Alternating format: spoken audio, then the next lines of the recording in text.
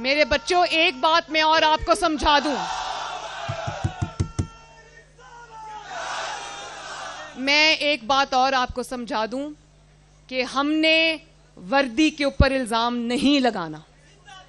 یہ وہ والی وردی ہے, میرے فوجیوں کی وہ والی وردی ہے جو سیاچن میں ہماری حفاظت کرتے ہوئے شہید ہوتے ہیں, اور جن کی مائیں, بہنیں, بیٹیاں, بچے جب وہ وردی کو ان کو دفنانے کے لیے آتے ہیں تو وہ خون میں آلود وردیاں ہوتی ہیں. ہم نے وردی کے اوپر الزام نہیں لگانا. ہم نے پہچاننا ہے کہ اس وردی کو داغدار کرنے والے 2 یا 3 کردار کون سے ہیں, اور ان کرداروں کو پھر ہم نے وردی کی آڑ نہیں لینے دینی.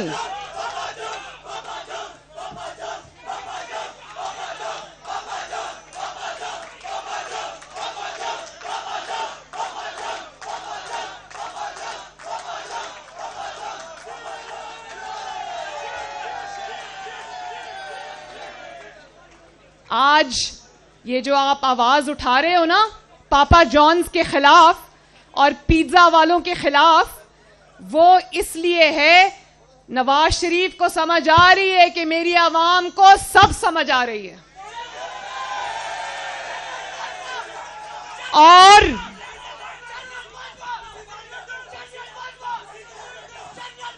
جنرل عاصم سلیم باجوہ قوم کے نوجوان آپ سے یہ سوال کر رہے ہیں کہ آپ کے پاس کھربوں کی جائیدادیں کہاں سے آئیں؟ جنرل عاصم سلیم باجوہ صاحب, قوم یہ جاننا چاہتی ہے کہ آپ ایک نوکری پیشہ ہونے کے باوجود کھربوں کی پوری دنیا میں پھیلی ہوئی جائیدادیں کیسے بنا گئے. اور اگر ایک 3 دفعہ کا وزیر اعظم ایک انتقام نامہ احتساب کے سامنے پیش ہو سکتا ہے تو کیا پاکستان میں کوئی مقدس گائے ہے؟ اگر آپ کی بہن 200 پیشیاں کر سکتی ہے, نیب کی بھگت سکتی ہے اپنے والد کے ساتھ, تو پھر کسی کو کیا امر مانے ہیں؟ آسمان سے یہاں کوئی نہیں اترا, سب کو جواب دینا پڑے گا. اور نواز شریف یہی بات کر رہا ہے میرے بچوں. نواز شریف عدلیہ کی آزادی کی بات کر رہا ہے. نواز شریف میڈیا کی آزادی کی بات کر رہا ہے. اور آپ دیکھ رہے ہو نا میڈیا کو, کہ میڈیا کو ایک چیز فیڈ کی جاتی ہے اور اس کے بعد پورے میڈیا کو مجبور کر دیا جاتا ہے کہ وہی رٹا رٹایا سبق آپ کے سامنے پڑھ دے. اور جو اس سبق کو پڑھنے سے انکار کرتے ہیں ان کو اٹھا کے نیب کی جیلوں میں ڈال دیا جاتا ہے.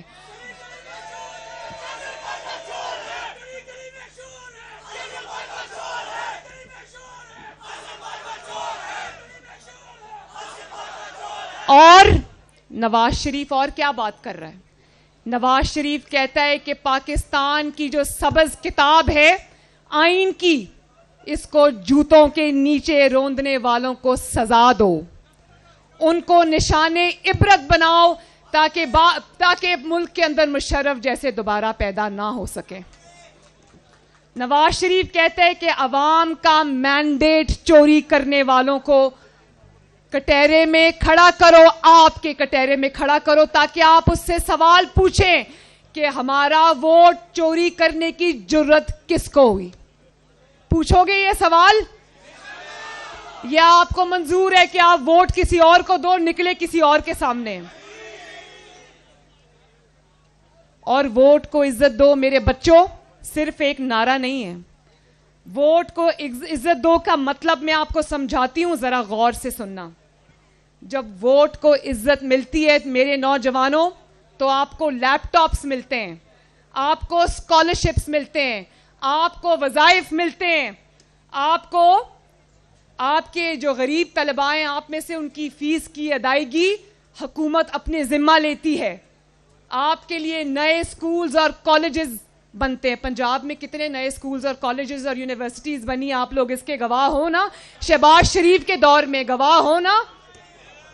انٹرنشپس ملتی ہیں, پیڈ انٹرنشپس ملتی ہیں, یوتھ لونز ملتے ہیں تاکہ آپ کو در بدر کے دھکے نہ کھانے پڑے اور نوکریوں کے لیے اپنا پورا زندگی خراب نہ کرنی پڑے. جب ووٹ کو عزت ملتی ہے میرے بچوں تو 22 گھنٹے کی لوڈ شیڈنگ زیرو پہ آ جاتی ہے. جب ووٹ کو عزت ملتی ہے تو جگہ جگہ گلی گلی محلے محلے شہر میں ہونے والے بم دھماکے ختم ہو جاتے ہیں. جب ووٹ کو عزت ملتی ہے تو ہر روز آپ کی خود مختاری پر ہونے والے ڈرون اٹیکس ختم ہو جاتے ہیں.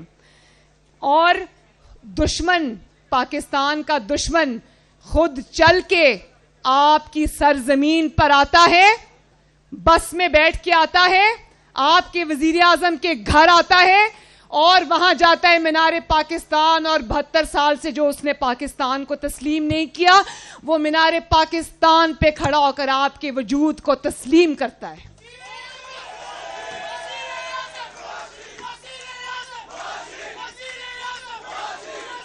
اور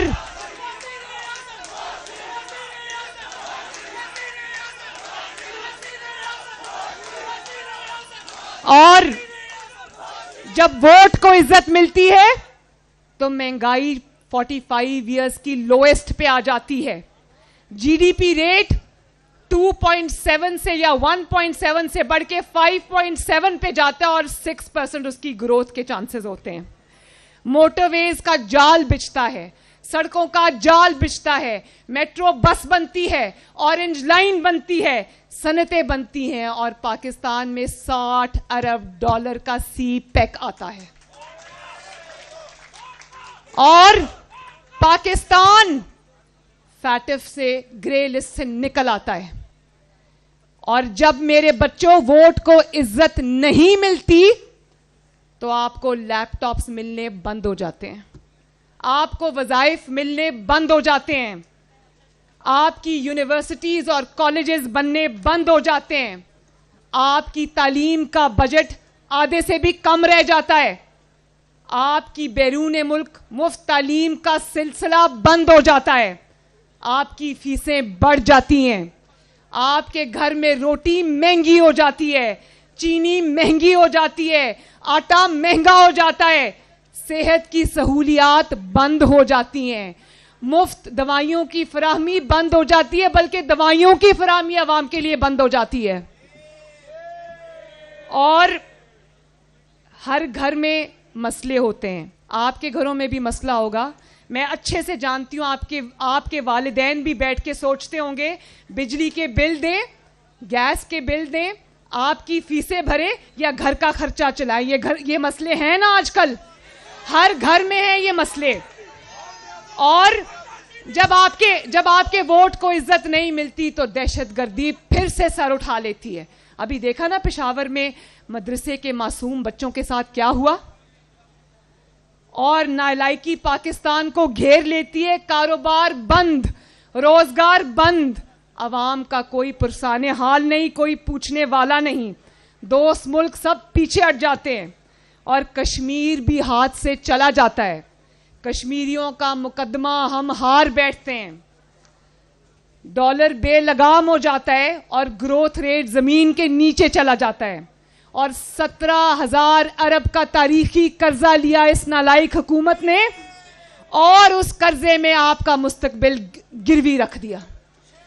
یہ وہ پیسہ ہے, اگر قرض لیا تھا تو یہ وہ پیسہ تھا جو آپ کے اوپر لگنا چاہیے تھا, جو آپ کی ایجوکیشن پہ لگنا چاہیے تھا, آپ کی یونیورسٹیز اور کالجز پہ لگنا چاہیے تھا, آپ کی تعلیم, آپ کی یونیفارم, آپ کی فیسوں پہ, آپ کے روشن مستقبل پر لگنا چاہیے تھا. اس سے غریب کا علاج ہونا تھا, غریب کو روٹی ملنی تھی, بزرگ اور پینشنرز کے گھر کا چولہا جلنا تھا, یتیموں کی کفالت ہونی تھی, نوکریوں کا بندوبست ہونا تھا. لیکن یہ 17,000 ارب کا جو نیا قرضہ ہے یہ آپ کی بجائے آٹا چینی چوروں کی جیبوں میں چلا گیا. یہ قرضہ مافیاز کی جیبوں میں چلا گیا, بجلی چور مافیا کی جیبوں میں چلا گیا, گیس چور مافیاز کی جیبوں میں چلا گیا. اور کیا اس بات کی گواہی دیتے ہو کہ 17,000 ارب قرضے کے باوجود ایک اینٹ نہیں لگی پورے پاکستان میں؟ مانتے ہو نا؟ मुल्क फिर भी कंगाल और महंगाई ने घर उजाड़ दिए। ये होता है जब आपका वोट चोरी होता है और जब एक अकल, तजर्बा और सलाहियत से आरी शख्स को उठाकर वजीर आजम की कुर्सी पे हमारे सरों पे मुसल्लत कर दिया जाता है।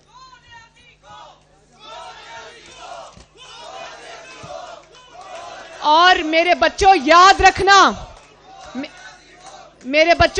रखना, जब आरटीएस बिठाया जाता है तो पूरा मुल्क बैठ जाता है। जब आरटीएस बिठाया जाता है तो मईशत बैठ जाती है। जब आरटीएस बिठाया जाता है तो अदल का निज़ाम बैठ जाता है। और जब अदल का निज़ाम बैठ जाता है तो नज़रिया ज़रूरत के तहत फैसले आते हैं। तब अरशद मलिक जैसे जजेस को इस्तेमाल किया जाता है और काजी फाइज ईसा और जस्टिस शौकत अजीज जैसे इम्पेकेबल इंटेग्रिटी के हामिल जजेस की किरदार कुशी की जाती है। और फिर ये होता है कि जजेस खुद इंसाफ के मुंतज़िर होते हैं और जब आपसे जवाब मांगा जाए तो गद्दारी के फतवे बांटते हो। मेरे बच्चों, अगर उर्दू लुगत में, उर्दू डिक्शनरी में आईन की पासदारी करने वालों को, आईन का सबक देने वालों को, आईन का सबक पढ़ने वालों को, आईन का सबक मानने वालों को गद्दार कहा जाता है, तो फिर यहां पर 22 करोड़ गद्दार हैं। फिर हमें अपने मुस्तकबिल के इन मेमारों में से भी गद्दारों की जरूरत है। और अगर गद्दारी के इल्काबात के पीछे की कहानी जानना चाहते हो तो मैं सिर्फ आपको एक मिसाल देती हूं, एक मिसाल। अभी 2-3 दिन पहले आपने सुना ना कि अयाज सादिक साहब ने फ्लोर ऑफ द हाउस पे एक बयान दिया कि सिलेक्टेड हुकूमत की अभिनंदन को छोड़ते हुए टांगे कांप रही थीं। और फिर थोड़ी देर बाद एक बहुत खतरनाक बयान एक वफाकी वजीर की तरफ से आता है जिसमें उन्होंने शायद ये इंप्रेशन दुनिया को मिला कि शायद वो जो पुलवामा हमला है उसमें अल्लाह ना करे पाकिस्तान मुलव्विस है। पूरी कारस्तानी आपको समझ आ जाएगी। और भारत ने तो दोनों को अपनी मर्जी का रंग दिया। 75% 80% आज उस वफाकी वजीर के बयान का फायदा उठाकर न सिर्फ भारत बल्कि भारत का वजीर आजम भी हमें चार्जशीट कर रहा है उस वजह से। लेकिन इतनी सीरियस एलिगेशंस के बावजूद DGISPR की प्रेस कॉन्फ्रेंस होती है और वो अयाज सादिक की बात करते हैं, वो उसका जवाब देते हैं। तो क्या हम पूछने में हक बजानिब नहीं कि जो एक बहुत ही बिनाइन सा बयान था और आपकी तरफ था भी नहीं, आपने प्रेस कॉन्फ्रेंस करके उसको हमारी अफवाज पाकिस्तान की तरफ क्यों मोड़ दिया? हम तो ये नहीं कह रहे, हम तो इस जाली हुकूमत की बात कर रहे हैं। आपने उसके ऊपर प्रेस कॉन्फ्रेंस क्यों की? और अगर आपने उसके ऊपर प्रेस कॉन्फ्रेंस की तो आपने वफाकी वजीर जो हैं उनके इल्जामात पर प्रेस कॉन्फ्रेंस क्यों नहीं की? तो मैं ये दिल से समझती हूं कि अगर इस तरह का डिस्क्रिमिनेशन अवाम के सामने आएगी तो फिर हम सवाल करने में हक बजानिब हैं। और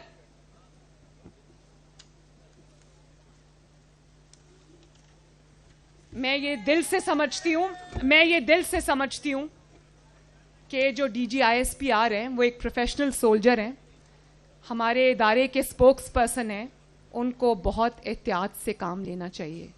आप इमरान खान और जो हुकूमत है वो तो उसको तो बहुत फ़ायदा है अगर इदारों को वो सियासत में घसीटे, उसको सूट करता है। लेकिन अफवाज पाकिस्तान को और इदारों को ये बात बिल्कुल सूट नहीं करती कि वो एक सियासी जमात के पीछे खड़े हुए नज़र आएं। वो उतने हमारे भी हैं, उतने आपके भी हैं। तो ये डिस्क्रिमिनेशन नहीं होनी चाहिए, ये गलत बात है, ये गलत रवायत है और इससे अवाम और इदारों के दरमियान खलीज बढ़ती है। और फिर लोग कहने पे मजबूर हो जाते हैं कि जो इल्ज़ामात आप पर लगाए जा रहे हैं वो सच हैं। इससे दूरी इख्तियार करनी चाहिए, इसकी इस्लाह करनी चाहिए और इसके ऊपर जो है वो इसको दोबारा इस पॉलिसी पे नज़र सानी करनी चाहिए।